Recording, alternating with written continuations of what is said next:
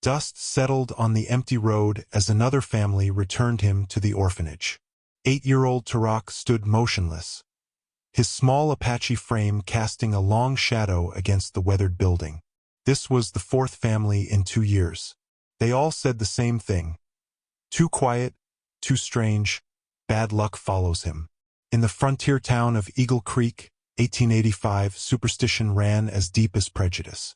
When widower James Holloway arrived that afternoon, the orphanage matron nearly turned him away. "That one's damaged goods," she whispered. But James saw something in the boy's stoic eyes that spoke to his own broken heart. What could an aging rancher with nothing left to lose possibly find in a child everyone else had thrown away? Could a boy deemed worthless by an entire town become the greatest treasure a man had ever known? Before we jump back in, tell us where you're tuning in from, and if this story touches you, make sure you're subscribed because tomorrow I've saved something extra special for you. James Holloway's weathered hands gripped the reins loosely as his wagon rattled down the dusty road leading away from Eagle Creek. The silver pocket watch in his vest pocket thumped against his chest with each bump, a constant reminder of Sarah.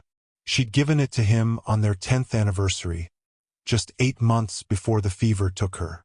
3 years had passed since then, but some days it felt like yesterday. The boy sat beside him, small and still as a fence post, eyes fixed on the horizon. Neither had spoken a word since leaving the orphanage. The matron's warnings still rang in James's ears. "That one's damaged goods. Apache, found him after the cavalry swept through. For families tried already. Brings bad luck, they say." James hadn't gone to the orphanage looking for a son. He needed help around the ranch, that's all. Since Sarah died, the place had fallen into disrepair. Fences sagging, cattle straying, fields untended. He wasn't seeking redemption or charity cases, just an extra pair of hands. "Ranch is about 4 miles ahead," James said, breaking the silence. The boy, Tarak they called him, gave no indication he'd heard. James sighed. Maybe this had been a mistake. He glanced at the child. Couldn't be more than 8 or 9, thin as a rail, with straight black hair and eyes that seemed to take in everything while revealing nothing. The clothes the orphanage had given him hung loose on his small frame. The Holloway ranch came into view as they crested the hill. 200 acres of grazing land, a modest house, barn, and corral. Once it had been the pride of the county. Now the paint peeled from the house, the corral gate hung crooked, and weeds grew tall along the fences. "It ain't much to look at these days," James said, more to himself than the boy. "Used to be different." As they pulled up to the house, James noticed Tarak studying the place with careful eyes. Not dismissive, not afraid, just observant, like he was memorizing every detail for later. Inside, dust motes danced in the late afternoon sunlight streaming through windows that hadn't been washed in months. Sarah would have been appalled. She'd kept the place spotless, with curtains she'd sewn herself and wildflowers on the table. "This here's the kitchen," James said awkwardly. "Bedroom's down the hall. Got a small room for you next to it. Used to be for storage." Tarak followed silently, carrying his small cloth bundle. Everything he owned in the world. The room was plain. A narrow bed with a straw mattress, a small dresser missing one knob, a window overlooking the eastern pasture. "Privy's out back. Pumps in the kitchen. We eat what we grow or hunt, mostly." James paused, uncertain what else to say. "I expect you to work. Feed chickens, help with the garden, learn to handle the livestock. You do your part, you'll have a place here." Tarak nodded once, his face unreadable. That night, after a simple supper of beans and cornbread eaten in silence, James showed the boy to his room. "Get some rest. Morning comes early on a ranch." Later, checking to see if the boy needed anything, James found Tarak hadn't taken the bed at all. Instead, he'd made a pallet on the floor near the door, curled up like a watchful animal, ready to flee. James started to speak, then stopped himself. The boy had probably never had a real bed before, Or maybe he didn't trust staying in one place. Either way, pushing wouldn't help. As he turned to leave, James caught sight of the silver watch on his nightstand, gleaming in the lamplight. Sarah had had it engraved. To James, time brings change, but love remains. Forever yours, Sarah. Time brings change. But some things, like the hole Sarah left behind, seemed permanent as the mountains. James hadn't expected to bring home a child today, especially not one the whole town had labeled cursed. Yet something in those solemn eyes had spoken to him, reminding him of his own loneliness. "We'll figure it out," he whispered to the darkness, uncertain if he was addressing the sleeping boy, his dead wife, or himself. Dawn broke over the eastern hills, painting the sky in shades of amber and gold. Tarak had been awake for hours, watching through the small window as night reluctantly gave way to morning. This new place was quiet. No matron's footsteps, no other children's breathing or crying, just silence and the distant lowing of cattle. His hand went to the small medicine pouch hidden beneath his shirt, the only thing he had from before. Inside, a smooth river stone, a hawk feather, and a scrap of his mother's dress.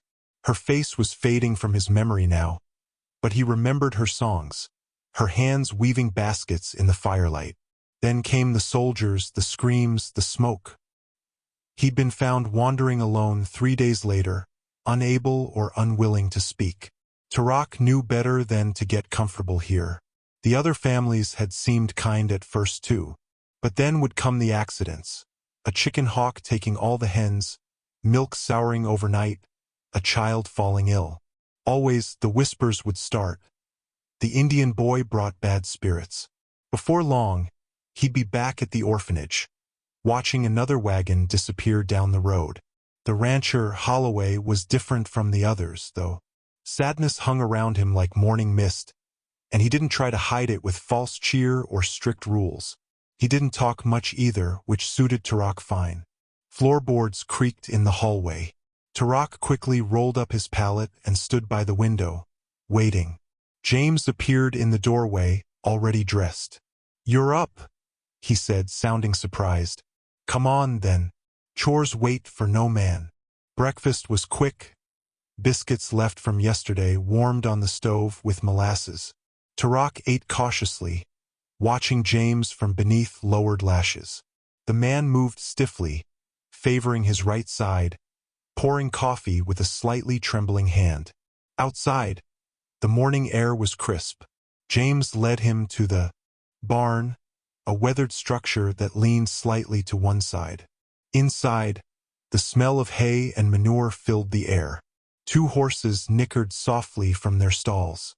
"This here's Buck," James said, gesturing to a sturdy bay gelding. "And that's Willow."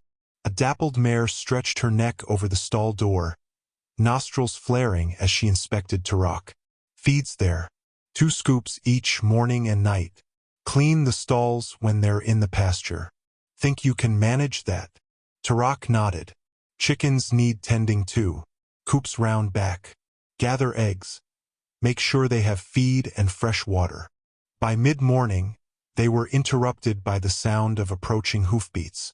A large man on a chestnut stallion rode up, his face reddening when he caught sight of Tarak carrying water to the chicken coop. "Holloway," the man called, dismounting heavily. "Heard rumors in town you'd taken in that Apache kid. Didn't believe it till now." "Bill Cooper," James said by way of explanation to Tarak, "owns the Cross Creek Ranch neighboring ours." He turned to the visitor. "What brings you by, Bill?" Cooper spat on the ground. Neighborly concern. "You gone soft in the head? Taking in an Indian?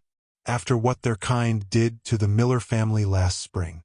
"That was Comanche raiders 60 miles west," James said quietly. "This boy's Apache, and he's just a child." "Indian's an Indian," Cooper insisted. "They're born savage. You watch, he'll bring you nothing but grief." He leaned closer. "Folks in town are already talking.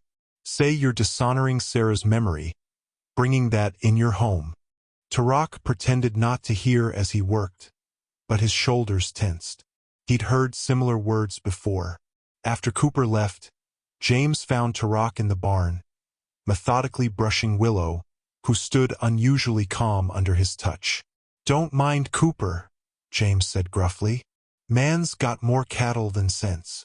That evening, as James prepared a simple stew, he was startled to hear a soft voice behind him. "Horse likes brush in small circles," Tarak said, demonstrating with his hand.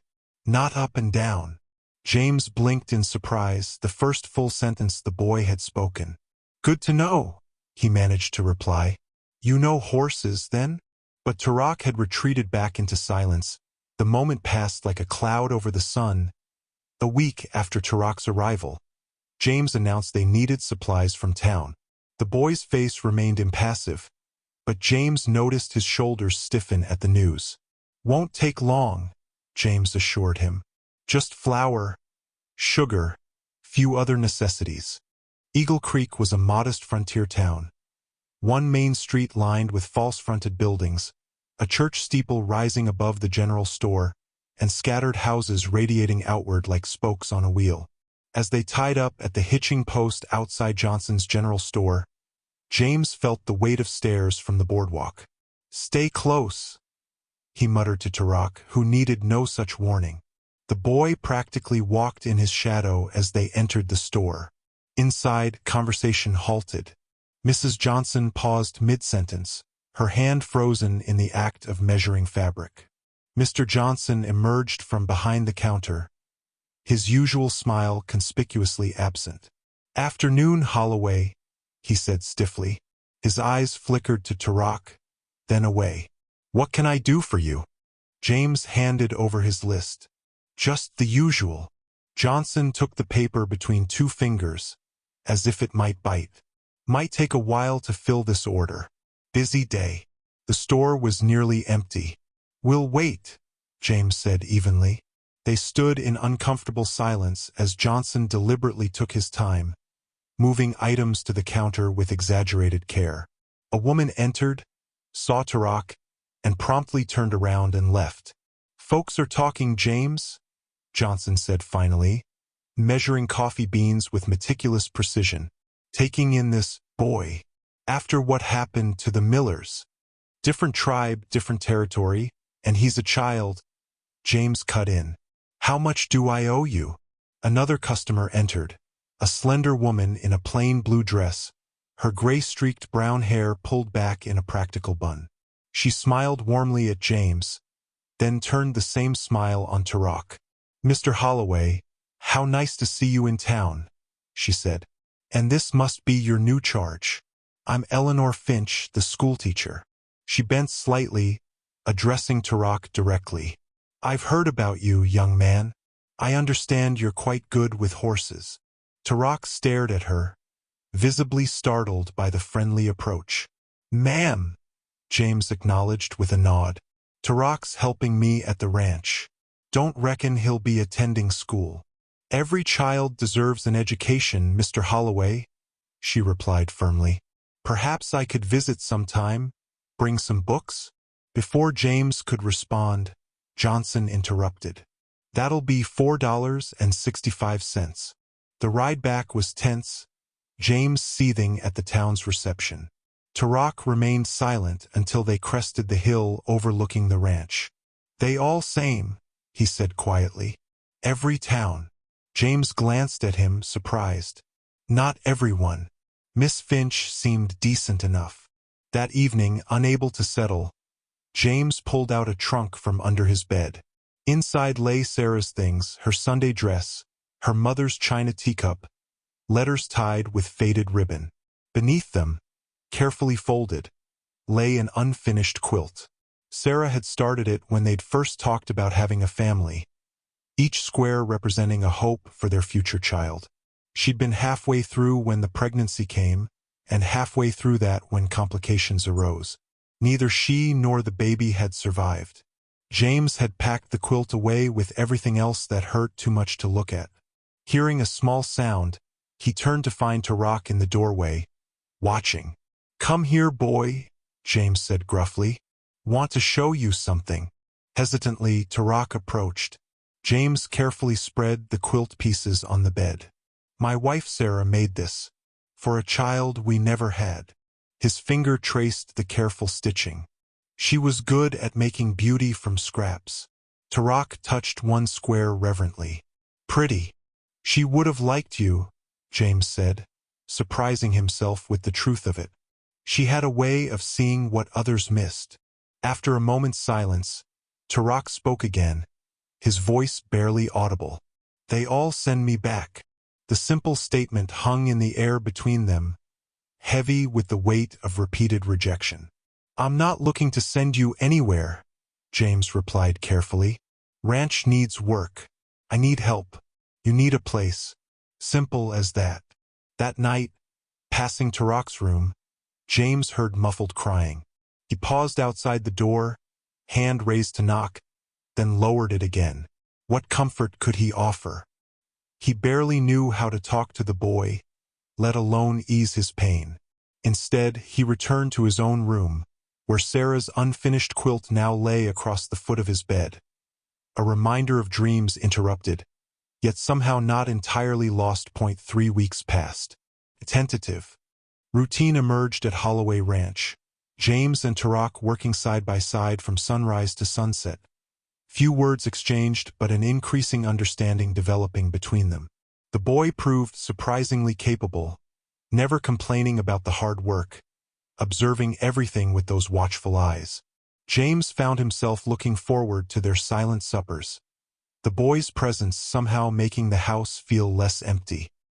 He'd even caught himself smiling once or twice at Tarak's earnest attempts to repair a broken chicken coop or the careful way he approached the more skittish cattle.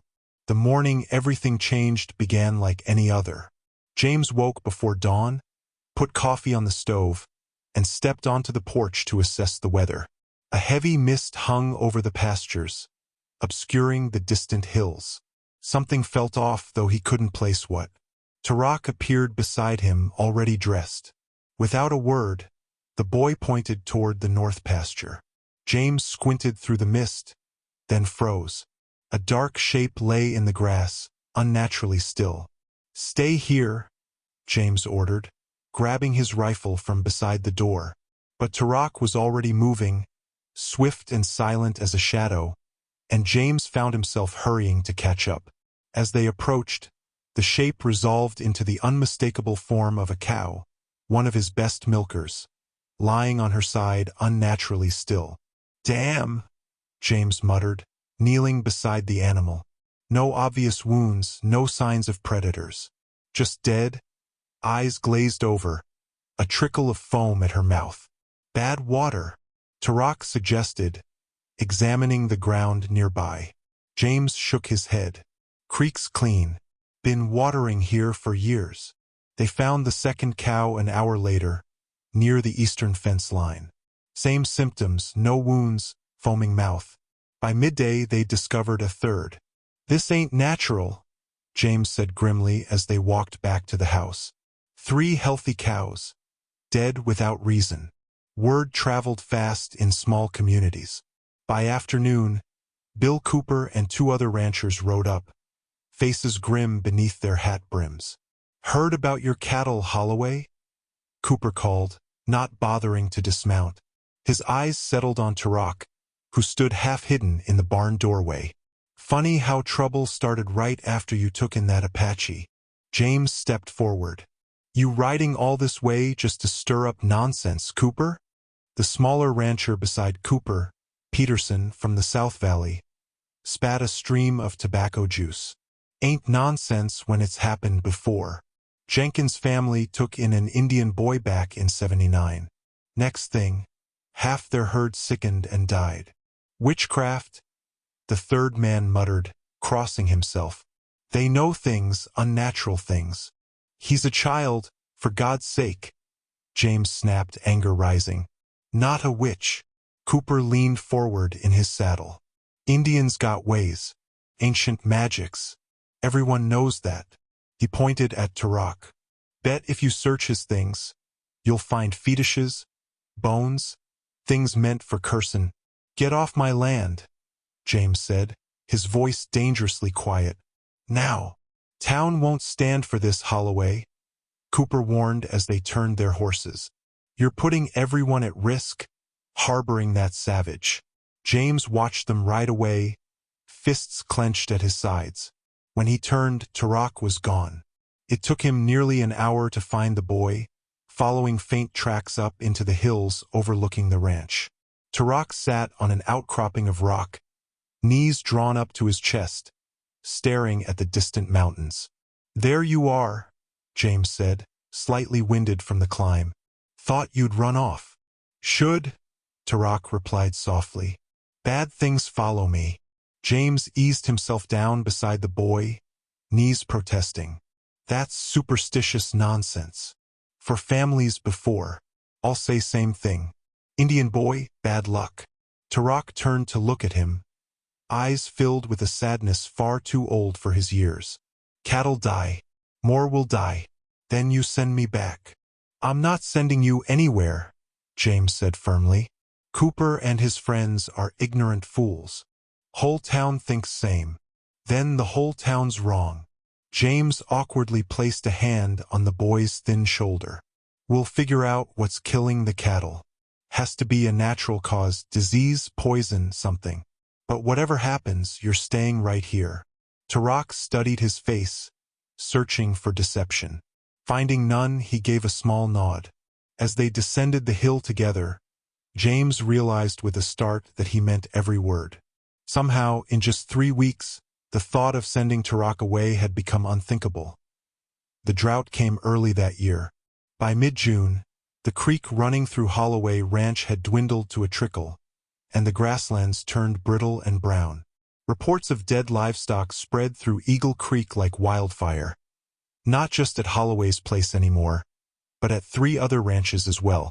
James sat in the back pew of the church, Tarak beside him, as Reverend Simmons called the town meeting to order. Hostile glances from the assembled townspeople made it clear they weren't welcome, but James had insisted on coming. Can't fight rumors if you don't hear them, he told Tarak. Friends and neighbors, Reverend Simmons began. We gather in troubled times. Our livelihood, our very survival, depends on our cattle and crops. Now both are threatened. Bill Cooper stood up, hat clutched in meaty hands. We all know when these troubles started. 3 weeks ago, when James Holloway brought that Indian boy into our community. Murmurs of agreement rippled through the crowd. A new voice cut through the murmurs, deep, authoritative. Now, let's not jump to conclusions. Sheriff Wade Mills moved to the front of the church, thumbs hooked in his belt. New to Eagle Creek, Mills had political ambitions beyond his current position. He'd been friendlier than most to James, at least to his face. We're facing a drought, Mills continued. Cattle die in droughts. It's happening all over the territory. Not like this, Cooper insisted. Foam at the mouth, no signs of sickness beforehand? That ain't natural. And it started at Holloway's place, someone called from the back. Sheriff Mills held up a placating hand. I understand your concerns, but let's be reasonable. The Indian boy should go, Peterson interrupted. Send him back to the orphanage or the reservation. Problem solved. James stood up. Tarak has nothing to do with this. The cattle are dying from some sickness or poison. Something we can find if we work together instead of blaming innocent children. Innocent, Cooper scoffed. You're a fool, Holloway. Everyone knows Indians practice dark magic. It's in their blood. A woman in a blue dress rose from her seat. Eleanor Finch, the schoolteacher. That is ignorant superstition, Mr. Cooper. If you'd ever bothered to learn about Apache culture instead of spreading fear, you'd know better. With all due respect, Miss Finch, Sheriff Mills said smoothly, these people have lived alongside Indians for decades. Their concerns shouldn't be dismissed. Neither should basic human decency, she replied firmly. The debate continued, growing heated. James noticed Mills watching the crowd carefully, gauging which way the wind blew before offering his own opinions. Politician to the core. The boy goes or there'll be consequences, Cooper finally declared, staring directly at James. A chorus of agreement followed. That's enough, Mills said, raising his voice. No threats, Cooper. We're a community of laws. He turned to James. But Holloway, you might want to consider what's best for everyone, including the boy. James stood his ground. He stays with me. That's final. The walk home was tense, the weight of the town's hostility heavy on their shoulders. Tarak hadn't spoken a word during the entire meeting, his face a careful mask. They're wrong, James told him as they crested the hill toward home. We'll prove them wrong. But the sight that greeted them made James's blood run cold. The front door of the house stood open, swinging slightly in the evening breeze. They approached cautiously, James's hand on his revolver. Inside, nothing seemed disturbed, until James spotted the note on the kitchen table, held in place by a hunting knife driven deep into the wood. With trembling fingers, he unfolded the paper. Get rid of the Indian or we'll rid the town of both of you. James crumpled the note quickly, but Tarak had already seen it, his dark eyes taking in the crude lettering, the knife still quivering in the table. I should go, he said quietly. They hurt you because of me. No. James's voice was firm as he pulled the knife from the table with a single jerk. I fought in the war, faced worse than cowards who leave notes. That night, James checked his old army rifle, cleaning it meticulously before loading it and propping it beside the front door. He didn't tell Tarak about the second part of the note, the part he'd torn off and burned. Remember what happened to the Millers. Dead cattle are just the beginning. James decided the best response to threats was to carry on as if they meant nothing. He threw himself into ranch work with renewed vigor, and Tarak followed his lead. Each morning, they rose before dawn. Each evening, they fell into bed exhausted. If James kept his rifle closer than before, neither mentioned it. Time you learn to ride proper, James announced one morning, leading Buck from the barn. The bay gelding stood patiently as James adjusted the stirrups on his old saddle. Can't work cattle on foot. Tarak eyed the horse warily. Too big. Nonsense. Buck here's gentle as a lamb. James patted the horse's neck. Your people were great riders, weren't they? It's in your blood. Something flickered in Tarak's eyes, pride, perhaps. He approached cautiously, reaching up to stroke Buck's velvety nose. The horse lowered his head, blowing softly. That's it, James encouraged. He likes you. Now, put your foot in the stirrup, left foot, and swing up. After several awkward attempts, Tarak sat perched in the saddle, small hands clutching the horn, eyes wide.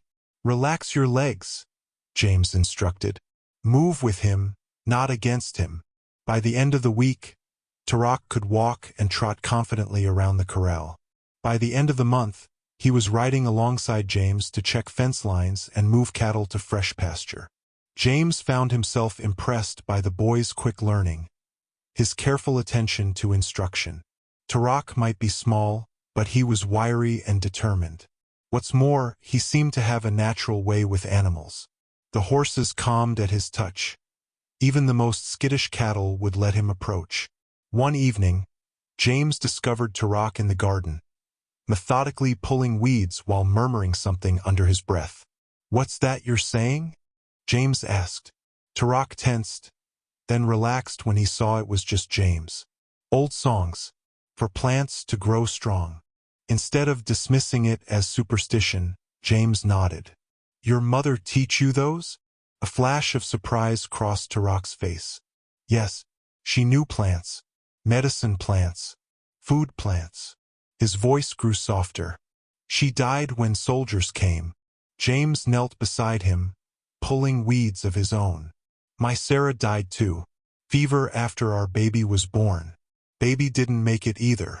They worked in silence for a while, the shared grief creating a new understanding between them. These will be ready soon, Tarak said eventually, indicating the ripening tomatoes. Good for summer stew. Life fell into a pattern. Morning chores, breakfast, field work, lunch, more work, supper, evenings by the fire. Tarak began to speak more, asking questions about the ranch, about James's life before. Sometimes, in rare moments, he would share snippets of his own past. His mother's basket weaving, hunting with his uncle, the migration patterns his people followed. Sheriff Mills rode out twice, ostensibly to check on them after the threatening note.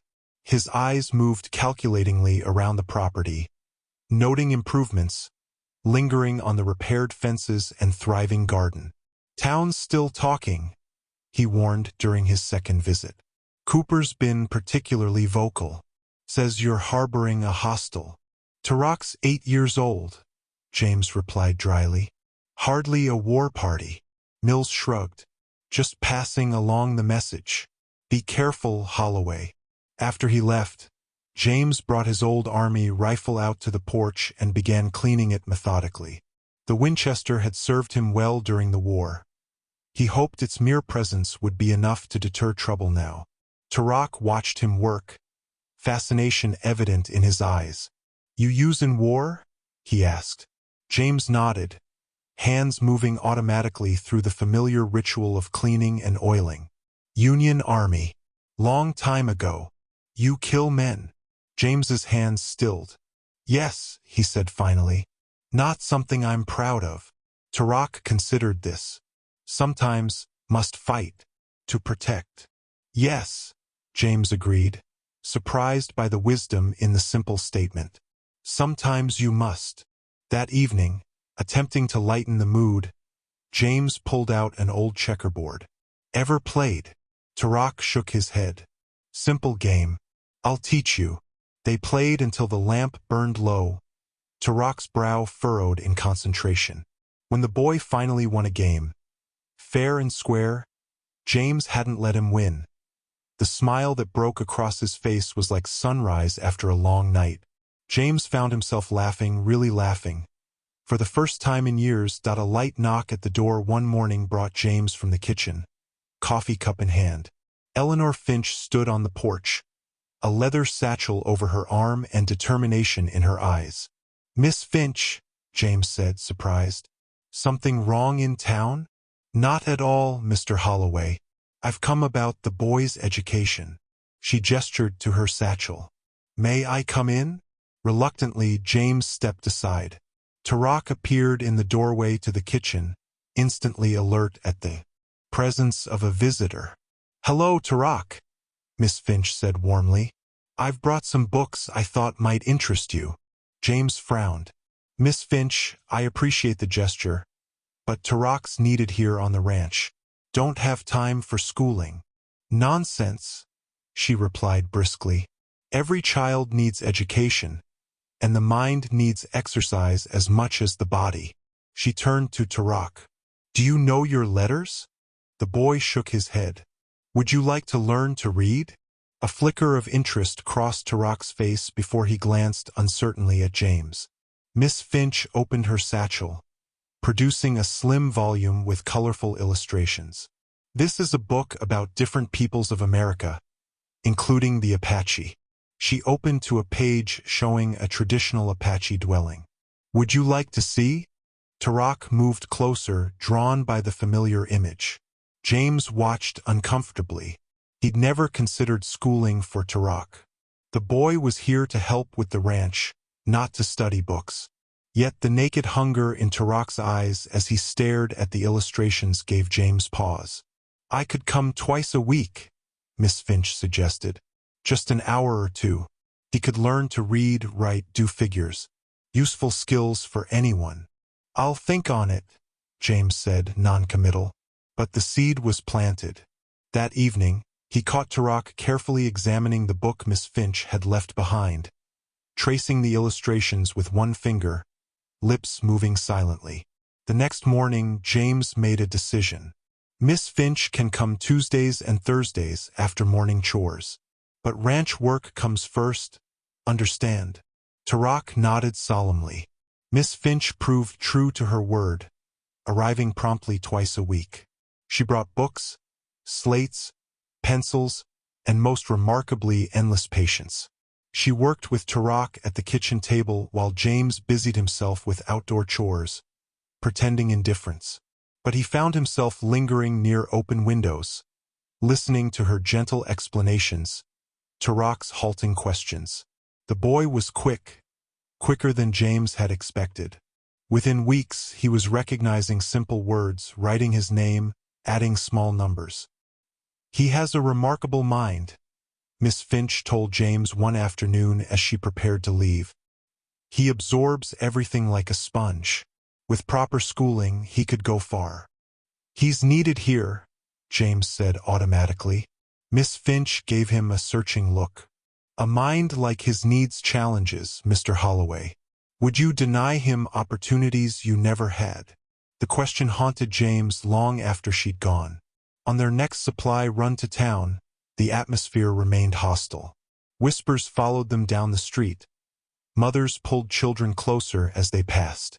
At the general store, Cooper and two friends blocked their path as they exited with supplies.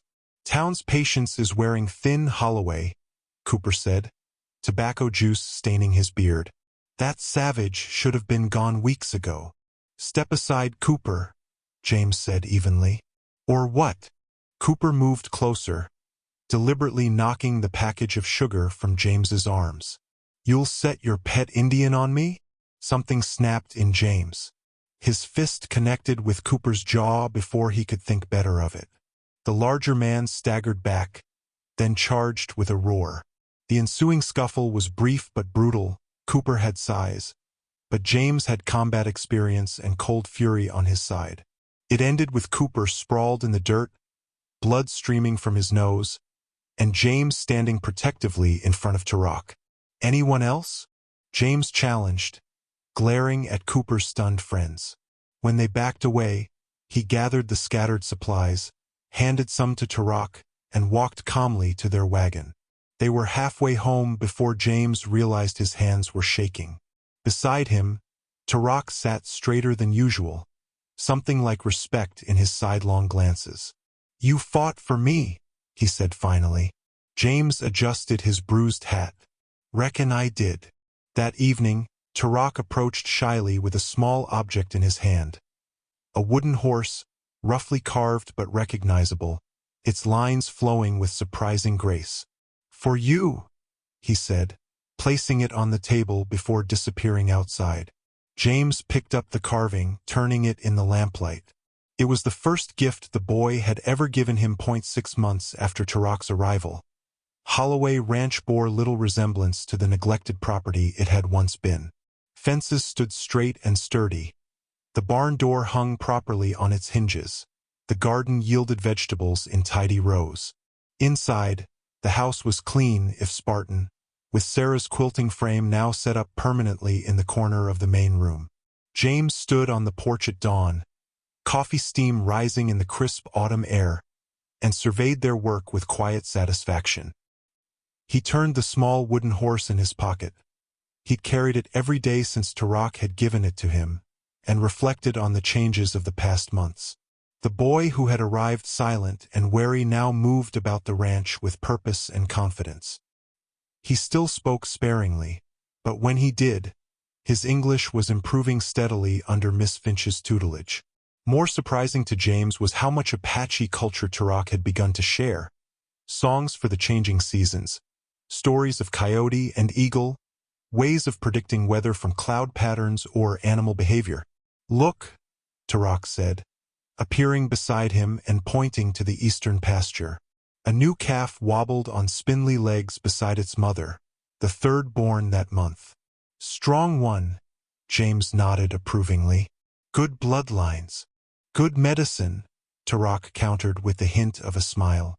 It had become a gentle joke between them, James attributing successes to practical matters, Tarak to spiritual ones.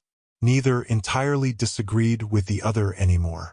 The cattle deaths had stopped as mysteriously as they'd begun. James suspected poisonous weeds brought by drought. Tarak maintained his prayers to the mountain spirits had helped. Whatever the cause, the crisis had passed, though the town's suspicion lingered. "Miss Finch coming today?" James asked, though he knew the answer. Tuesdays and Thursdays had become fixed points in their weekly rhythm. Tarak nodded, a flash of eagerness crossing his face. The boy had taken to learning with remarkable intensity, devouring every book Miss Finch brought. Recently, she'd begun teaching him mathematics beyond simple addition, fractions, measurements, even basic algebra, and found him exceptionally capable. "That boy has a gift," she told James the previous week, voice low as Tarak practiced sums at the kitchen table. "He could attend university someday, become a doctor, lawyer, engineer, anything." The suggestion had stirred mixed feelings in James. Pride, certainly, but also a selfish disquiet.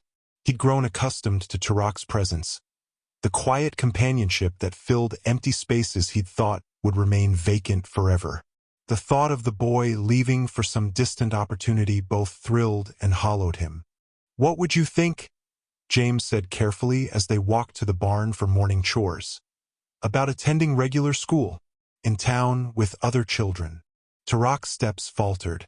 "Town hates me. Not everyone. Miss Finch doesn't. And others might come around, given time." Tarak shook his head firmly. "Better here. With the ranch." A pause, then softly, "With you." Something warm unfurled in James's chest.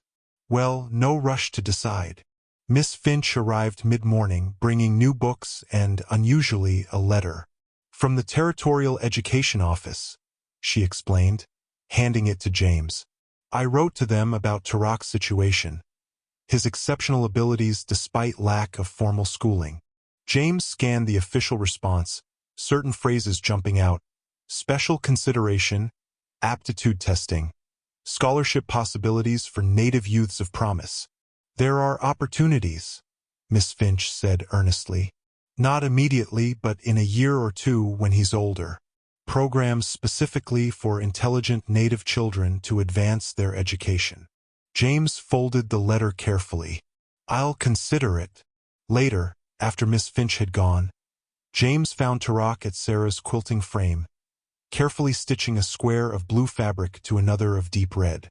The boy had shown surprising dexterity with needle and thread, "like tracking with string," he'd explained. James watched silently from the doorway, struck by how natural Tarak looked in this house, at that quilting frame where Sarah had once sat. Without planning to, he said, "You're doing well here, son." The word slipped out unbidden. James froze, suddenly awkward, but Tarak didn't react beyond a slight pause in his stitching. After a moment, the needle resumed its careful path, and the moment passed, acknowledged but not discussed. That night, James lay awake long after Tarak had gone to bed, turning the wooden horse in his fingers, wondering when exactly this Apache orphan had carved a place in his heart, just as surely as he'd carved this small token point 1 year after Tarak's arrival. James marked the occasion with a small but meaningful gesture. At breakfast, he placed a package wrapped in brown paper beside the boy's plate.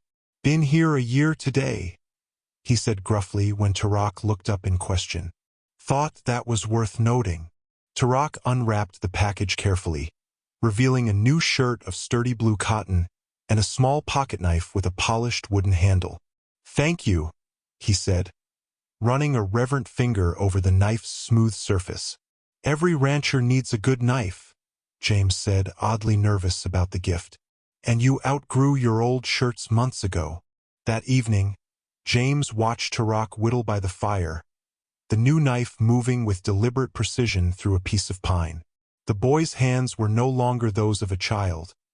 They were calloused from work, steady with growing strength. He was still small for his age, but wiry muscle had replaced the thinness of the orphan child who'd arrived a year before. In town, attitudes remained mixed. Some, like Cooper and his friends, maintained their hostility. Others had softened their stance, particularly as the ranch began to prosper again under their joint care. The general store owner now greeted them civilly. The blacksmith had even commented favorably on Tarak's way with horses. But James took no chances. He still carried his revolver when they went to town, and he taught Tarak basic self-defense. where to strike if grabbed, how to break free, when to run for help. Not because you'll need it, he'd explained, but because knowing how makes you walk taller. At night, after Tarak had gone to bed, James often sat at the kitchen table with a book propped open before him, not one of his usual agricultural journals, but a slim volume titled Introduction to Apache Language and Culture. He'd ordered it from back east, paying extra for discretion in its delivery. The words were strange on his tongue, the sounds difficult to form properly. But each evening, he laboriously practiced simple phrases, determined to surprise Tarak with even a few words in his native tongue. Dagati, he whispered, practicing the greeting. Sure, James Yinishi. My name is James. He knew his pronunciation was probably terrible. But something about learning these words that connected to Tarak's past, to the mother and family the boy had lost, felt important. One crisp autumn morning, they rode out to the north pasture to check on a section of fence reported damaged by a fallen tree. As they crested a hill, James pointed to tracks crossing their path. Deer, he said. Big buck, moving east. Tarak nodded approvingly. You learning tracking good. Had a good teacher, James replied. Then, gathering his courage, he added, thank you. Tarak's head snapped up, eyes wide with surprise. You speak Apache? Just a few words, James admitted, embarrassed, probably saying them all wrong.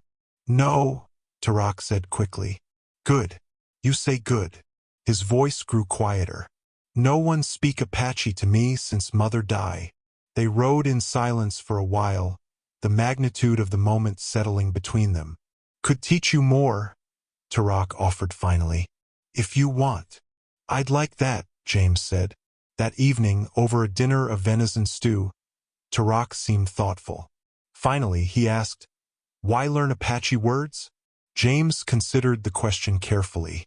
Suppose I wanted to understand more of where you come from, who you are.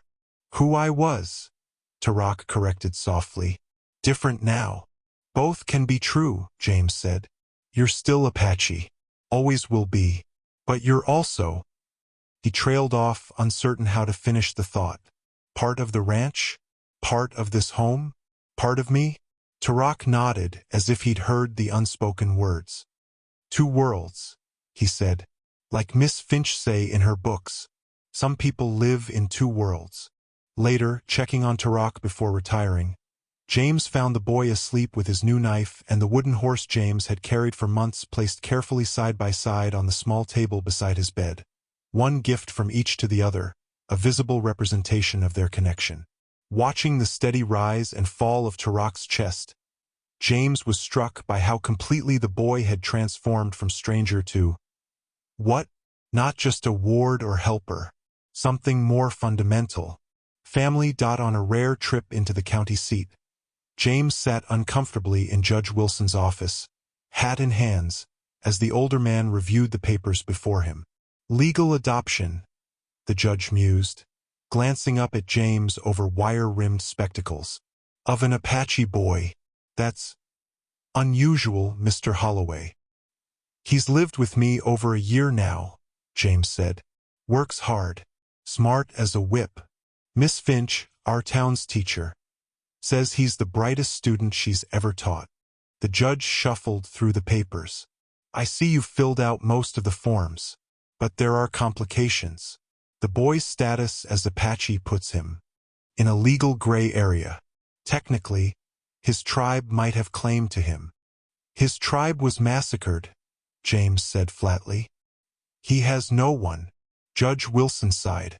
Even so, the territorial laws regarding Indian adoption are complex. And there's the matter of the boy's consent. He's old enough that his wishes would be considered. I haven't discussed it with him yet, James admitted. Wanted to understand the process first. The truth was more complicated. James had been carrying these adoption papers in his saddlebag for weeks, filled out but unsigned, unable to take the final step of discussing them with Tarak.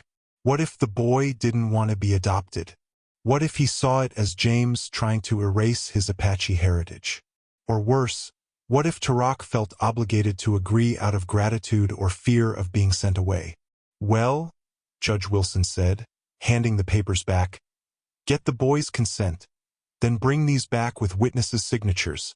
I'll consider the petition, though I can't promise approval. James tucked the papers carefully inside his jacket. Thank you, Your Honor.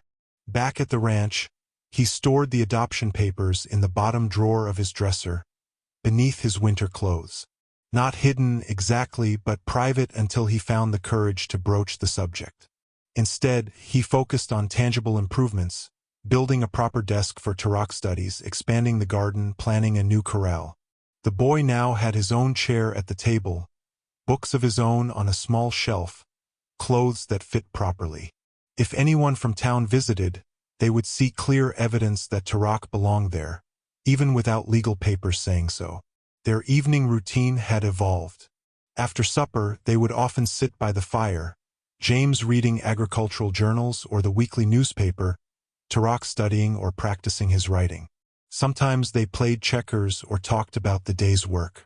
More and more often, Tarak would share stories from his early childhood or teach James words and phrases in Apache. They had developed a language of their own, two looks and gestures that conveyed meaning without words. James could tell Tarak's mood from the set of his shoulders. Tarak seemed to read James's thoughts before he expressed them. They worked together seamlessly, anticipating each other's needs in a way that made neighboring ranchers remark on their efficiency. One cold night in early winter, disaster nearly struck. Tarak woke with a raging fever, his small body burning hot to the touch, eyes glassy and unfocused. James, he rasped, the single word filled with fear. James's heart nearly stopped. Sarah had started this way, fever, confusion, then gone within days. Memories of her final hours crashed over him as he placed a cool cloth on Tarak's forehead. I'm here, he soothed, trying to hide his panic. You'll be fine. Through the long night, James sat beside Tarak's bed, replacing cool cloths, coaxing water between cracked lips, praying to a God he'd nearly stopped believing in. When Tarak's breathing grew labored, James lifted him into a sitting position, supporting the boy against his chest as he had once done for Sarah. Don't you leave me too, he whispered fiercely into Tarak's hair. I can't lose another person I love. The words slipped out unplanned, but in the darkness, facing the possibility of loss, James couldn't deny its truth. Somehow, this orphaned Apache boy had become essential to him. Not just a helper or ward, but family in the deepest sense. You hear me? He continued, voice breaking. You fight this. We've got too much left to do. The ranch, your schooling. I haven't even asked if you'd want. He trailed off, thinking of the adoption papers waiting in his drawer. Dawn found them still together, James dozing in the chair, one hand resting on Tarak's chest to feel the rise and fall of his breathing. The fever had broken sometime in the dark hours. Tarak slept peacefully now, the worst danger past. Spring brought renewed tensions to Eagle Creek. The previous year's drought had eased somewhat, but water remained scarce, a precious commodity over which conflicts brewed. James became aware of the problem when Sheriff Mills rode out to the ranch one afternoon, ostensibly on a friendly visit.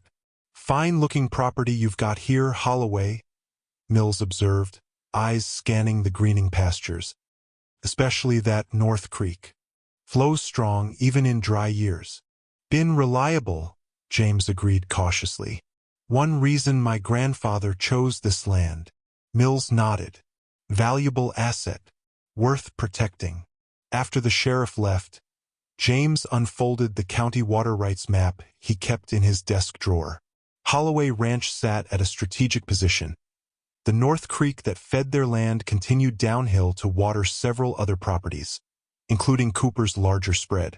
In drought years, whoever controlled the headwaters held significant power. Trouble coming, James told Tarak that evening, showing him the map. Cooper's always wanted this land.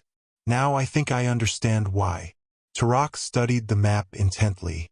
At nearly 10 now, he'd grown taller, his mind quick and analytical. "Creek starts here," he said, pointing to the mountains. "Passes our land first. Others need our water." Exactly. And with mills in Cooper's pocket, they might try legal means to claim water rights. The next morning, they found a section of fence cut along the eastern boundary. 2 days later, several cattle wandered off through another mysteriously damaged fence line. When James reported the vandalism to Sheriff Mills, the response was tepid at best. "Probably just wear and tear," Mills suggested. "Old fences collapse all the time." "These were cut," James insisted. "Clean through with wire cutters." Mills shrugged. "Without witnesses, can't do much. I'll ask around." As they rode home, Tarak's expression was troubled. "Sheriff not help us?" "No," James agreed grimly. "We're on our own." That reality became clearer the following week when Miss Finch arrived for Tarak's lesson with troubling news. "There's talk in town," she said quietly while Tarak worked on his mathematics. "Cooper and several other ranchers have petitioned the county about water rights. They're claiming your dam is excessive and deprives downstream properties." "What dam?" James exclaimed. "We have a small catchment pond, same as my father built 30 years ago." "They're exaggerating, of course," Miss Finch agreed. "But it's a pretext. There's also rumors that if the legal approach fails, some men might take more direct action." James glanced at Tarak, who pretended to focus on his studies while clearly listening to every word. "There's something else," Miss Finch added hesitantly. "Marshal Thomas is coming from the federal office to investigate complaints about the situation. He's a fair man from what I hear. Not in Cooper's pocket." After she left, James found Tarak at the window, watching the road with uncharacteristic tension. "We should leave," the boy said suddenly. "Find new place." James was taken aback. "Leave? This is Holloway land. My grandfather built this ranch. My father expanded it. I was born here. Cooper and others want us gone. We'll make trouble until we go." "All the more reason to stay," James countered. "I won't be run off my own land." Tarak turned to face him, expression serious beyond his years. "They hate me. If I go, maybe they leave you alone." The suggestion hit James like a physical blow. "That's not happening," he said firmly. "We face this together. This is your home too." "No papers say so," Tarak said quietly. James stared at him, startled. "You know about the adoption papers?" Tarak nodded. "Saw in your drawer, when looking for clean shirts." James sank into a chair, suddenly weary. "I was waiting for the right time to ask you. Wasn't sure if you'd want that. Legally being my son, taking my name, would not change who I am," Tarak said carefully. "Still Apache." "Of course," James agreed quickly. "You'd be Tarak Holloway, but still Apache. Both things at once." A long silence stretched between them. Finally, Tarak asked, "Why want to adopt me?" James struggled to find the right words. "Because you belong here, with me. Because I—" He paused, the word still difficult to say aloud. "Because I care what happens to you. Because we're family now, papers or not." Tarak considered this, then nodded once. "This only real home I know," he admitted softly. "Don't want to leave, but don't want to bring you trouble." "Trouble would find me with or without you," James said with a wry smile. "At least this way, I've got good company." Marshal Thomas arrived during a spring downpour that turned the ranch yard to mud. He was a tall, spare man with a weathered face and the watchful eyes of someone who'd seen too much frontier justice to be easily swayed by local politics. "Mr. Holloway," he introduced himself, removing his dripping hat as James ushered him inside. "Federal Marshal Daniel Thomas. Here about some water disputes and other matters." James offered coffee, which Thomas accepted gratefully. Tarak stayed by the hearth, observant but silent, until Thomas addressed him directly. "You must be the boy I've heard about," he said, his tone neutral but not unfriendly. "What's your name, son?" "Tarak," the boy answered quietly. Thomas nodded. "Apache name. Northern band." Tarak looked surprised at the marshal's knowledge. "Yes, Aravaipa band." "Thought so." Thomas sipped his coffee, then set it aside. "Mr. Holloway, I should be direct. I'm investigating not just the water rights dispute, but also complaints about you harboring a—" He glanced at Tarak, choosing his words carefully. "A child of questionable legal status." James tensed. "He's under my guardianship, working on formal adoption. So I understand." Thomas reached into his coat, withdrawing an official-looking folder. "That's partly why I'm here. These documents were recently transferred to the territorial office. They concern the boy's origins." He opened the folder, revealing a military report with the cavalry insignia.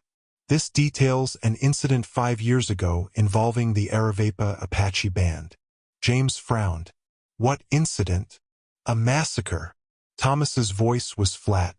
"Officially recorded as a battle against hostile Indians, but the report tells a different story.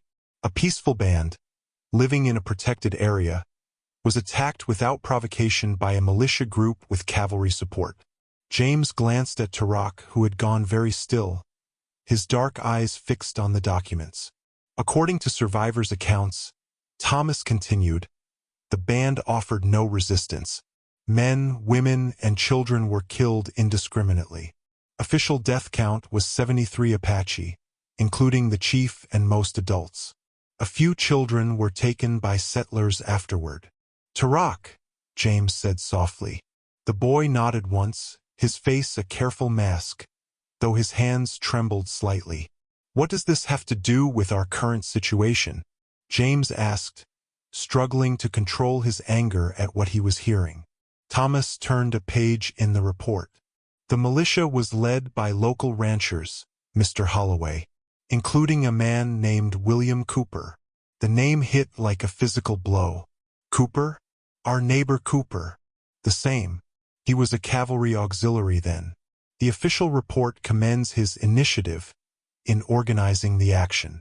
Thomas's distaste was evident. There were subsequent investigations into the legality of the attack, but they were quietly dropped. Many of the participants settled in this region afterward. "Cooper knows who Tarak is," James realized with dawning horror. "He's not just prejudiced against Indians. He's afraid of a witness to his crimes." "That would be my assessment," Thomas agreed grimly. Sheriff Mills was a junior officer involved in covering up the subsequent investigation. His transfer to this jurisdiction was likely no coincidence. James slammed his fist on the table. "They've been trying to drive us out, or worse, because they're afraid Tarak might someday speak about what happened." "I remember," Tarak said suddenly, his voice small but clear. "Men on horses, shooting. My mother hiding me in brush, telling me not to move, not to make sound. So much blood." James moved to the boy's side, placing a protective hand on his shoulder. "You're safe now." "Am I?" Tarak looked up, eyes filled with a grief too old for his years.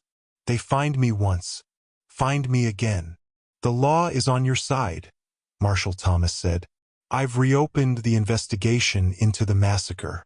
Cooper and others could face serious charges if witness testimony corroborates these reports."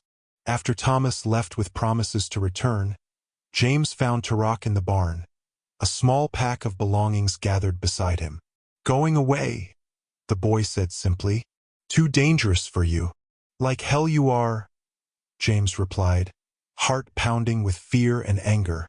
"Cooper and Mills are the criminals here, not you." "They never let us be family," Tarak said, his voice breaking. "Never let Apache boy be son to white man. Just bringing you trouble." James knelt before him, gripping his thin shoulders. "Listen to me. What happened to your people was evil. What Cooper did was evil. But you running away solves nothing and helps no one. Least of all me. Tarak stood rigid, pack still clutched in his hand, torn between flight and the only safety he'd known in years. "They kill you to get to me," he insisted. "Cooper, others. They afraid I remember their faces." "And do you?" James asked gently. "Remember their faces?" Tarak hesitated, then nodded once. "Some. Cooper. 2 others in town. Man with red beard who works at livery. Man with missing fingers at saloon." James exhaled slowly. "That's why you always stay close to me in town. Why you never go near the livery." "Yes." James guided Tarak back to the house, the boy reluctantly allowing himself to be led. Inside, James went to his bedroom and returned with a folded piece of paper. Not the adoption documents, but a letter in a feminine hand. "Never showed this to anyone," he said, carefully unfolding the yellowed paper.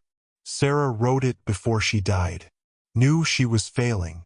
His voice roughened. "Made me promise not to read it until I was ready to live again, not just exist." He handed the letter to Tarak, who took it with questioning eyes. "Read it," James encouraged. "You read well enough now." Tarak began slowly. "My dearest James, if you're reading this, I'm gone, and enough time has passed that perhaps the sharpest edges of your grief have softened. I have 3 things to tell you. First, I love you completely and always will. Second, I release you from any obligation to remain alone in your grief. Find happiness again. It's what I want for you. Third, the child we lost was only one possibility for our family. There are others waiting in this world." Tarak's voice faltered, then continued. "Don't close your heart to them out of loyalty to me. Love isn't diminished by being shared, it grows. Whatever shape your future family takes, know it has my blessing. All my love, Sarah." Silence filled the room as Tarak carefully refolded the letter. "Running away is what I did after Sarah died," James said finally. "Not physically, but in here." He tapped his chest. "Shut myself away from everything, everyone. Solved nothing. Just made the emptiness bigger." He took a deep breath. "I'm not letting you run, Tarak. Not from Cooper, not from the past, not from me. We face this together." A loud knock interrupted them. James grabbed his rifle before approaching the door cautiously. It was Miss Finch, her normally composed face flushed with urgency. "Cooper's gathering men," she said without preamble. "At least a dozen armed.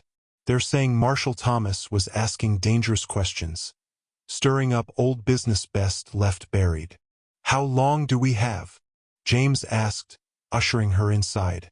"Hours, maybe less. Sheriff Mills is supposedly trying to calm the situation, but he's doing nothing to stop them." She glanced at Tarak. "They're coming for the boy, Mr. Holloway. They're saying he's spreading lies about respectable citizens." "Not lies," Tarak said quietly. "Remember everything." Miss Finch nodded grimly. "I believe you.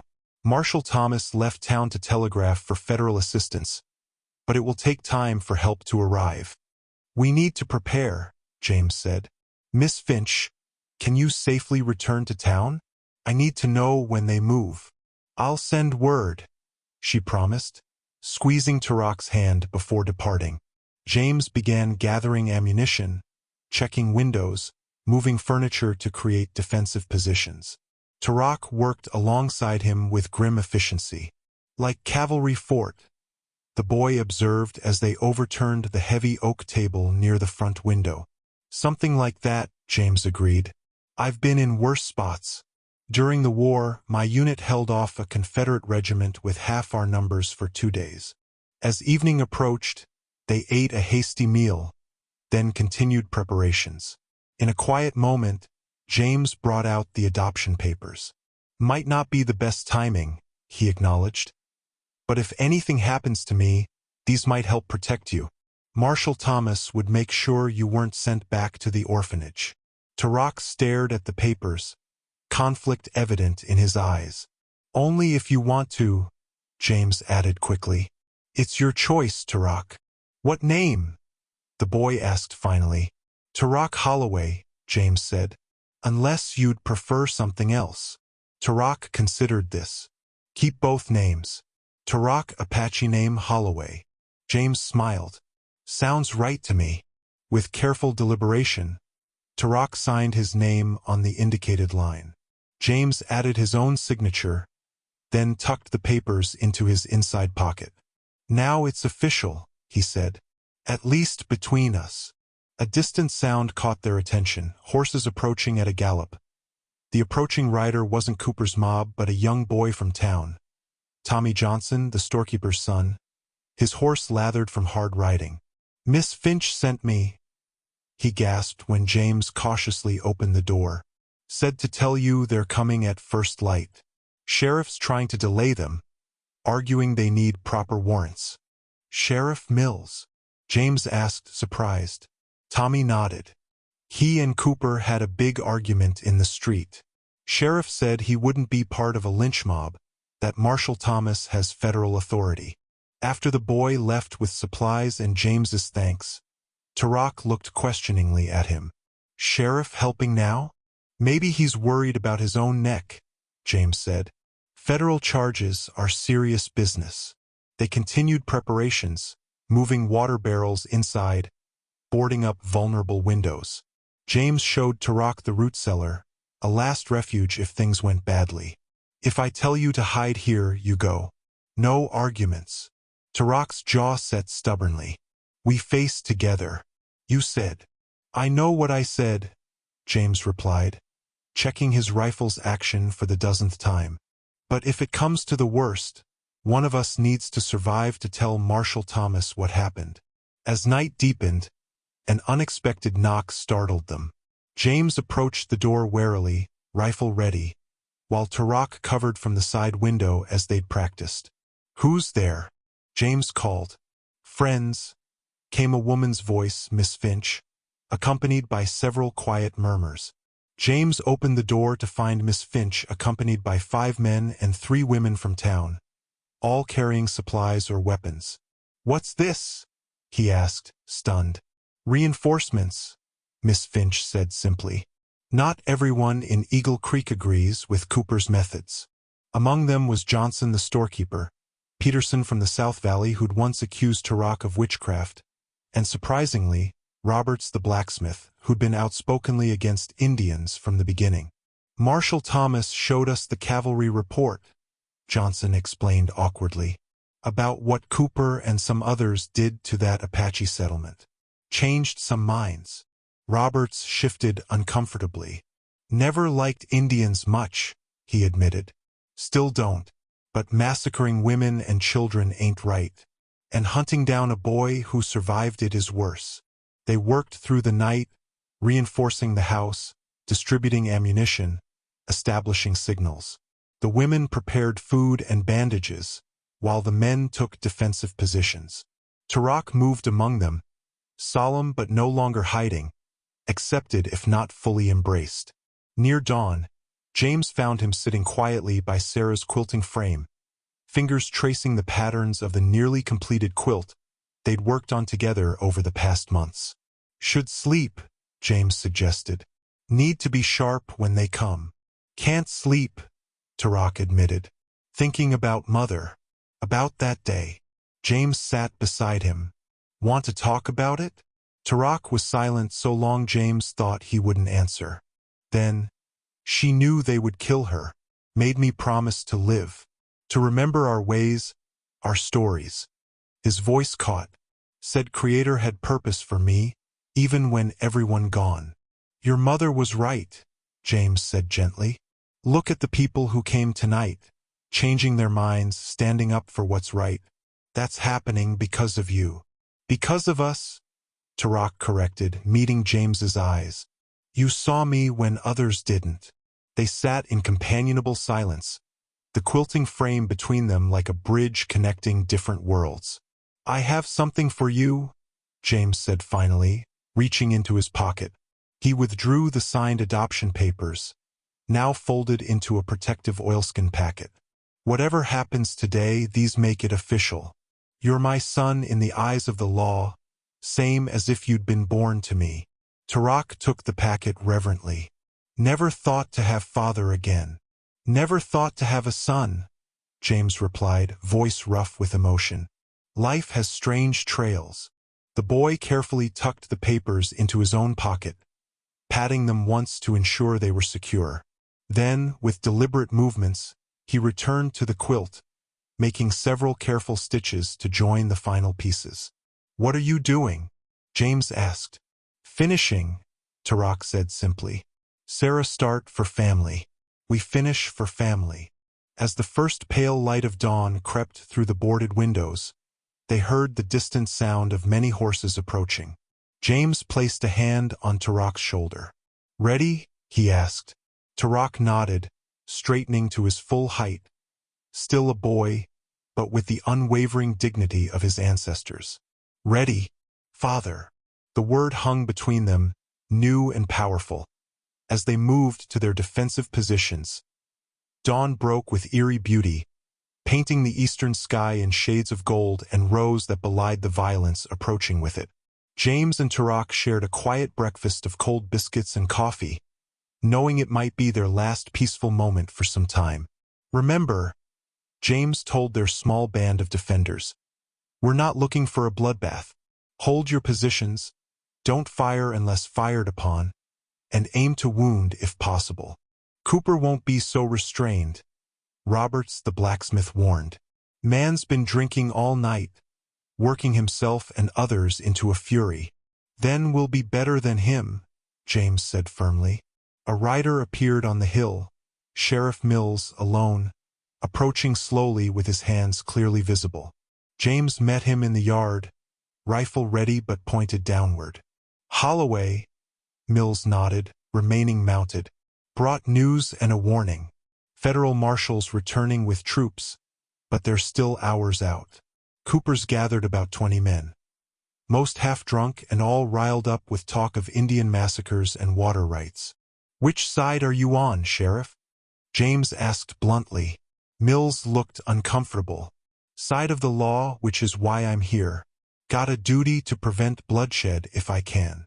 He glanced at the house, noting the defensive preparations. I see you've got supporters. People who stand against murdering children, James said coldly. Mills flinched slightly. What happened 5 years ago was regrettable, but dredging it up now won't change anything. It changes everything for Tarak, for the families who lost loved ones, for justice.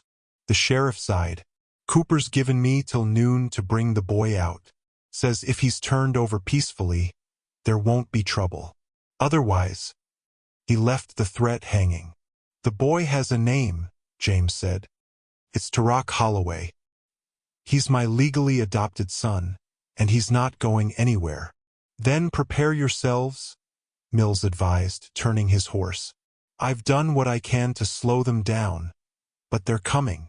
As Mills rode away, Marshal Thomas arrived from the opposite direction, his expression grim. Cavalry detachment is 8 hours behind me, he reported as James helped him unsaddle. Couldn't wait for them. My deputy's bringing a few federal agents, but they're still a few hours out. Inside, he surveyed their defenses approvingly. You've prepared well. How many defenders? 10 adults including you and me, James said. Plus Tarak, though I'd prefer he stay clear of the fighting. I can shoot, Tarak said quietly. You taught me. James looked pained. That was for hunting, not for... They come to kill me, Tarak interrupted. I defend my home, my family. Marshal Thomas studied the boy thoughtfully. He has the right to defend himself, Holloway, and we need every gun. A town petition supporting Tarak, hastily circulated by Miss Finch the previous day, lay on the kitchen table with nearly 30 signatures, a small but significant portion of Eagle Creek's population. Tarak kept touching it, as if drawing strength from this tangible evidence that not everyone wished him gone. Never thought people sign paper for Apache boy, he murmured to James. People can surprise you, James replied, checking the petition's signatures. Look, Reverend Simmons signed. So did Doc Wilson. As the morning advanced, they observed Cooper's men gathering at the edge of the property, their numbers growing. Through the spyglass, James recognized several ranch hands, the man with the red beard from the livery, and others he knew only by sight. "Cooper's holding them back for now," James reported. "Probably waiting for noon, like the sheriff said. Or waiting for us to get nervous and make a mistake," Marshal Thomas suggested. "Old military tactic. They used the time to finalize preparations, positioning water buckets in case of fire, reviewing signals, ensuring everyone knew the plan if they had to retreat to the root cellar. At 11, a single shot rang out, striking the water pump in the yard. "Warning shot," Marshal Thomas said grimly. "They're getting impatient." James found Tarak by the window, watching the distant riders with an expression far too old for his years. "You should go to the cellar now," James urged. "It's the safest place." "No," Tarak said firmly. "My place is here. With you." James started to argue, then saw the resolution in the boy's eyes. The same unwavering determination he'd shown learning to ride, to read, to become part of this new world while honoring his old one. "All right," James conceded. "But you stay behind cover and only shoot if absolutely necessary." As noon approached, Cooper rode forward with a white flag, flanked by 4 armed men. "Last chance, Holloway," he shouted. "Send out the Indian boy, and the rest of you can walk away." James stepped onto the porch, rifle ready, Marshal Thomas beside him. "The boy stays with me, Cooper. You want him, you'll have to come through us." Cooper spat on the ground. "Then so be it. Your blood's on your own head." The first volley came without further warning, a barrage of shots peppering the house's exterior. James and the others held their positions, returning fire only when they had clear targets. Marshal Thomas directed their defense with calm precision, positioning shooters to cover all approaches. "They're moving toward the barn," Roberts called from his position. Sure enough, several of Cooper's men had circled around, using the outbuildings for cover. A moment later, smoke began to rise from the barn's hay storage. "They're burning us out," James muttered grimly. The firefight intensified. Glass shattered as a window gave way despite its boarding. Miss Finch, who had refused to take shelter, moved quickly to treat a graze on Johnson's arm. Through it all, Tarak remained steady, reloading James's spare rifle with deft movements that belied his age. Cooper's voice rose above the gunfire. "Holloway, we've got you surrounded. Send out the Apache and we'll let the rest of you live." "He's trying to divide us," Marshal Thomas warned. "Hold fast." A new voice entered the fray, Sheriff Mills, riding between the opposing forces with a white flag. "Enough. Cooper, stand down. This is an illegal action against a federal investigation." Cooper's response was a shot that narrowly missed the sheriff's head. Mills's face hardened. He dismounted, drew his pistol, and, to everyone's surprise, walked toward the house. "Let him in," Marshal Thomas directed after examining him through the spyglass. "He's alone." Inside, Mills looked shaken but resolved. "Cooper's lost his mind. Says he'll burn the whole ranch rather than let the boy testify about what happened 5 years ago."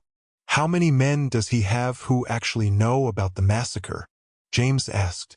"4, maybe 5, Mills admitted. "The rest are just ranch hands following orders or troublemakers looking for action." Marshal Thomas nodded. "If we can isolate Cooper and his core men, the others might back down." A crash from outside interrupted them. Cooper's men had broken through the corral, sending the horses scattering.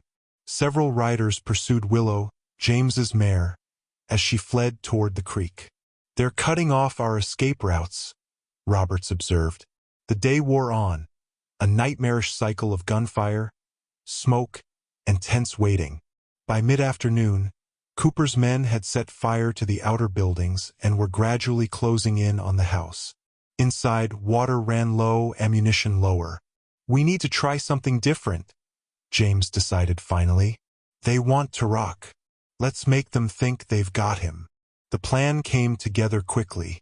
Sheriff Mills would emerge with a bundle made to look like a small body, covered in a blanket.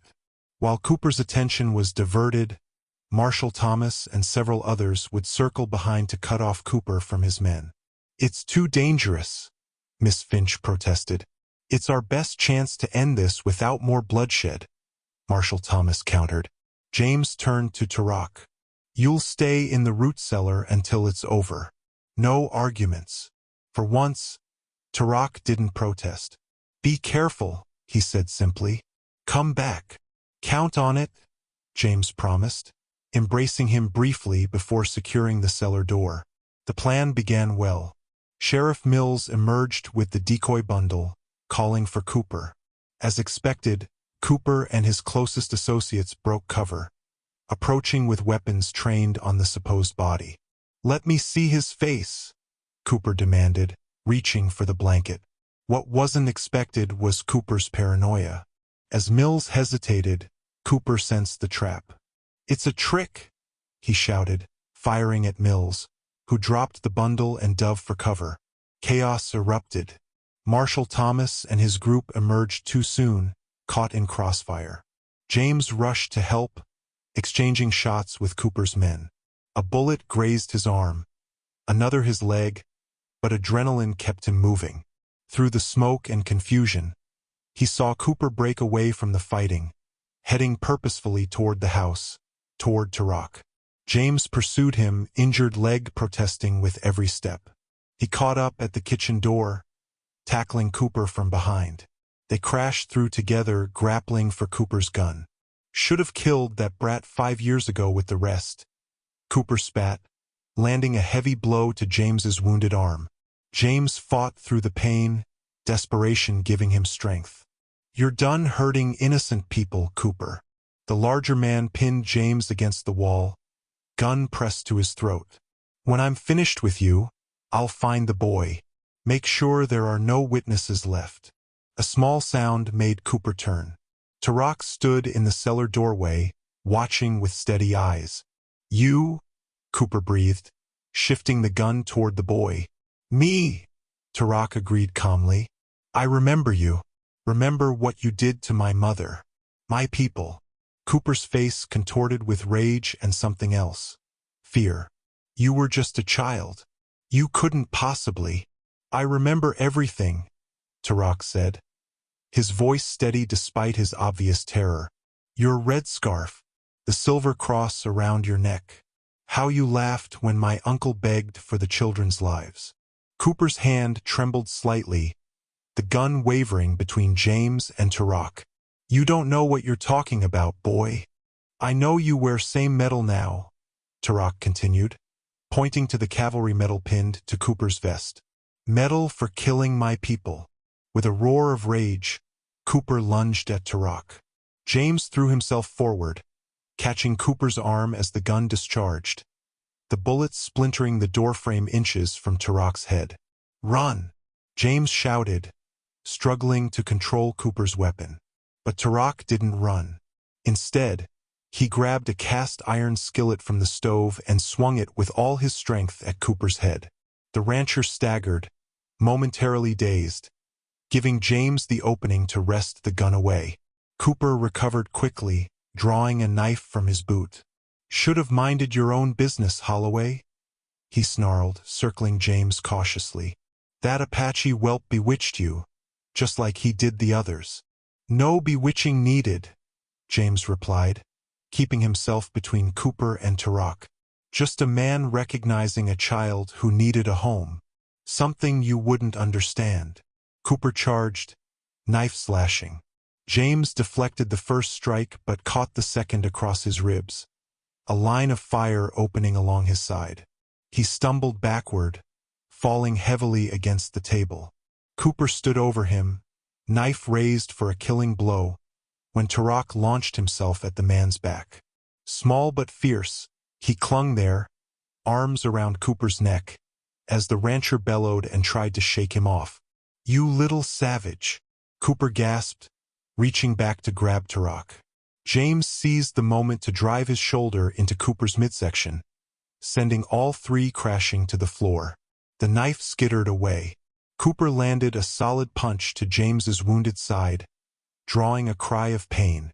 Tarak scrambled for the fallen gun, but Cooper kicked it beyond reach. Outside, gunfire continued, though less intensely now. A voice, Marshal Thomas, was shouting commands, suggesting the tide might be turning. Cooper seemed to realize it too. With desperate strength, he shoved James aside and grabbed Tarak, hauling the boy up as a shield, arm locked around his throat. "Nobody move!" he shouted as Sheriff Mills appeared in the doorway, gun drawn. "I'll snap his neck."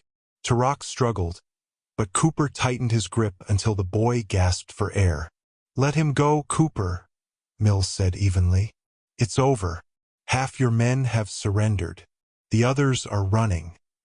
"Nothing's over while I'm standing," Cooper snarled. "I'm walking out of here with the boy. Anyone tries to stop me, he dies first." James pulled himself up, blood soaking his shirt. "This ends now, Cooper," he said, his voice deadly calm. "You've taken enough from him." Cooper backed toward the rear door, dragging Tarak with him. "Stay back, Holloway, or I swear." What happened next occurred so quickly it seemed almost choreographed. Tarak, catching James's subtle nod, went suddenly limp in Cooper's grip. The unexpected dead weight made Cooper stumble.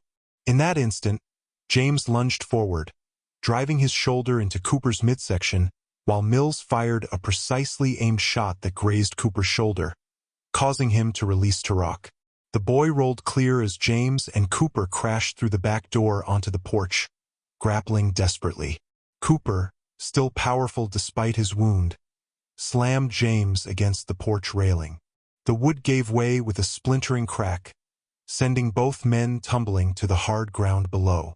James felt something give in his shoulder as he landed, pain blossoming white-hot. Cooper recovered first, looming over him with murderous intent. He reached down and ripped the cavalry medal from his own vest. "You want to know what this really means, Holloway?" he growled, pressing the medal's sharp edge against James's throat. "It means taking what you want and eliminating anyone who stands in your way. Indians, settlers, anyone." "No," came Tarak's voice from the porch. "Means you afraid. Of truth. Of justice." Cooper glanced up at the boy, his face contorting with a lifetime of hatred. "You should have died with the rest of them." "But I didn't," Tarak replied simply. "I lived to see this day." Marshal Thomas appeared around the corner of the house, rifle aimed steadily at Cooper. "It's finished, Cooper. Release Holloway and surrender." Cooper hesitated, the medal still pressed against James's throat, his eyes darting between Tarak, Marshal Thomas, and the now silent battlefield beyond. In that moment of indecision, James gathered his remaining strength and struck upward, knocking Cooper's arm aside. Cooper stumbled back, momentarily off balance. It was all the opening Marshal Thomas needed. He stepped forward decisively, the butt of his rifle connecting solidly with Cooper's temple. The big rancher crumpled to the ground, unconscious. "You all right, Holloway?" Thomas asked, quickly binding Cooper's hands with a leather cord. James nodded weakly, trying to rise despite his injuries. "Tarak, I'm here," the boy said, scrambling down from the porch to kneel beside him. "You hurt bad." "I've had worse," James managed, though the pain in his side and shoulder suggested otherwise. Sheriff Mills appeared, looking grim but satisfied. "Cooper's men have surrendered or fled. Fire's under control. We've got 3 wounded on our side, none critical." "And their side?" Marshal Thomas asked. 2 dead, both Cooper's old militia friends. Several wounded. Mills glanced at Cooper's unconscious form. "What about him?" "He'll stand trial," Thomas said firmly, "for both the massacre and today's attack." With Tarak's help, James struggled to his feet, surveying the aftermath. Smoke rose from the charred barn, but the house still stood. Most of Cooper's men were disarmed and seated under guard in the yard. Among them, James recognized the man with the red beard and another he'd seen in town. Men Tarak had identified as participants in the massacre. "It's really over?" Tarak asked quietly. "It's over," James confirmed, resting his good hand on the boy's shoulder. "Cooper won't hurt anyone else." As Miss Finch tended to James's wounds inside, Cooper regained consciousness under Marshal Thomas's watchful eye. The rancher's arrogance had vanished, replaced by the desperate calculation of a cornered animal. "You've got nothing," Cooper insisted hoarsely. "Just the word of an Indian boy against respected citizens." Marshal Thomas smiled thinly. "I've got considerably more than that, Cooper. Military records, witness statements from your own men looking to save themselves. And this." He held up Cooper's cavalry medal. "Serial numbers on these match the unit records. Evidence placing you precisely where you claimed never to have been." Cooper's face drained of color. "Those records were destroyed." "Copies exist," Thomas said. "And now, so do witnesses to your attempt to silence the boy, including a federal marshal and the county sheriff." As his wounds were bandaged, James listened to Sheriff Mills making a full statement to Marshal Thomas, confessing his knowledge of the massacre cover-up and Cooper's subsequent threats to keep him complicit. "Didn't sign up for murdering children," Mills said, shame evident in his voice. "Should have spoken up years ago." By evening, a federal detachment arrived, taking custody of Cooper and the other prisoners. The ranch yard, hours earlier a battlefield, became an impromptu camp for soldiers and the remaining townspeople who'd stood with James and Tarak. Doc Wilson, summoned from town, finished properly treating James's injuries. "Cracked ribs, dislocated shoulder, various cuts and bruises," he reported. "Nothing that won't heal with time and rest." "And the boy?" James asked. Tarak had hardly left his side, but James worried about wounds less visible than his own. "Physically, just minor scrapes," Doc Wilson said quietly. "The other healing will take longer." That night, despite his injuries, James insisted on sleeping in his own bed rather than taking the doctor's advice to go to town. "This is our home," he told Tarak simply. "We're not being driven from it." Tarak helped him settle, arranging pillows to support his bandaged ribs and splinted shoulder. The boy moved with quiet efficiency, his expression solemn but no longer haunted. "You fought well today," James said as Tarak prepared to leave for his own room. "Learned from you," Tarak replied. Then, hesitantly, "When Cooper had knife at your throat, I thought—" "I know," James said gently. "I was scared too." Tarak nodded, emotion finally breaking through his careful composure. "Don't want to lose another father." "You won't," James promised. "Not for a good long while yet." Before leaving, Tarak placed something on the bedside table, Cooper's cavalry medal now removed from its ribbon. "Marshal Thomas say to keep," he explained. "Evidence all recorded. Says it." He searched for the right words. "Closes the circle." James understood. The medal, that had once represented the destruction of Tarak's people, now symbolized justice and a new beginning. Cooper would face trial for his crimes. Tarak would no longer need to hide or run. "We'll keep it," James agreed. "To remember that justice comes, even if it takes time." After Tarak left, James lay awake despite his exhaustion, listening to the sounds of the ranch, soldiers on watch outside, wind in the cottonwoods, the distant lowing of cattle that had somehow survived the day's chaos. Sounds of life continuing. For the first time since Sarah's death, the future stretched before him not as an empty road to be endured, but as a path of possibility with his newfound son walking beside him.